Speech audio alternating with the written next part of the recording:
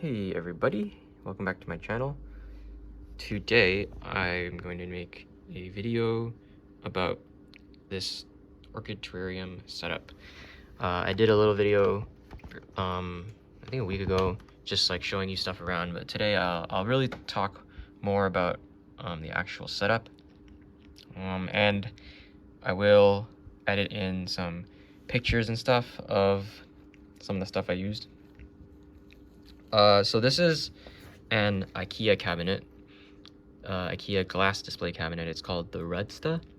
And so I saw a lot of aeroid houseplant people using this as a terrarium, and I thought it'd be really cool to keep, only orchids plus moss and things in here.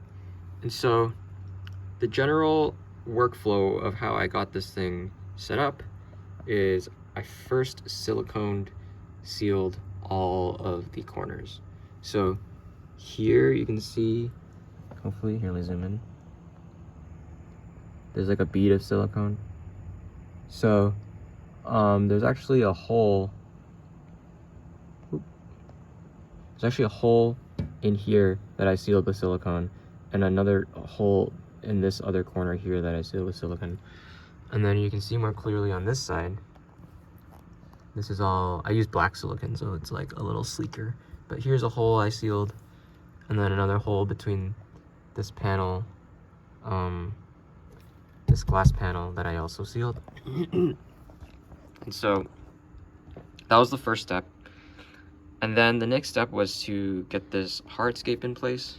There's tons and tons and tons of videos of reptile and dart frog people who build what they call vivariums. And basically I watched a bunch of those and kind of did something like that. So I have some cork pieces.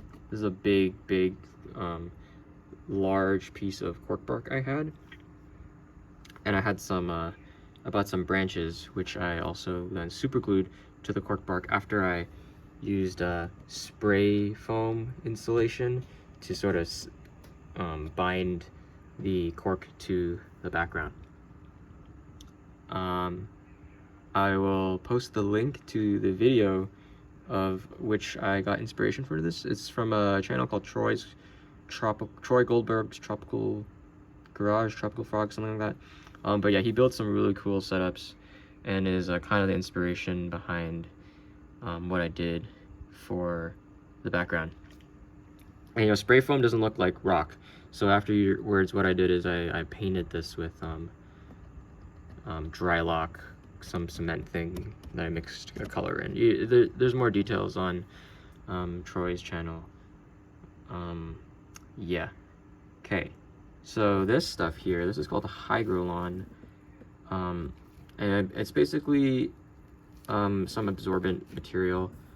I basically didn't like the look of glass or the metal in the back, so what I did was I just siliconed these to the wall to have sort of a wet wall to grow things on. This side's not really growing too many things because this fan is really strong, but you can see there the moss is really taking off on that wall. And so you kind of notice it's a little bit textured. So what I did was I took pieces of foam from like foam packaging, not styrofoam, but like the softer translucent-ish foam packaging, and I just kind of like I hacked it up with a box cutter and made little bevels and siliconed the bevels on first, and I got these cool textured looking ledges. Right, I don't know if you can tell, but yeah, see there's a hump right there you can kind of see the shadow of. But yeah, and then this part's all jutted out.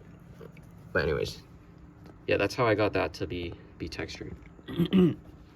So as for the equipment I use here, these are just some cheap aquarium lights I got online. They're night crew lights. They're low wattage because these plants don't really need too much light, and so I can run these at full blast and it won't heat up the enclosure too much. So these are really good. Again, I think I'll actually just link to things in the description. But anyways, here these are I think they're Infinity AC Infinity, I think they're called muffin fans, but they're attached to the top with these magnetic hooks. So this is metal. So yeah, these are attached with magnetic hooks. And I wired everything to the back, and I drilled a hole about this big to run all of my wires through. And so that's really basically it. I guess one more detail is to monitor the temps and humidity and stuff. I have this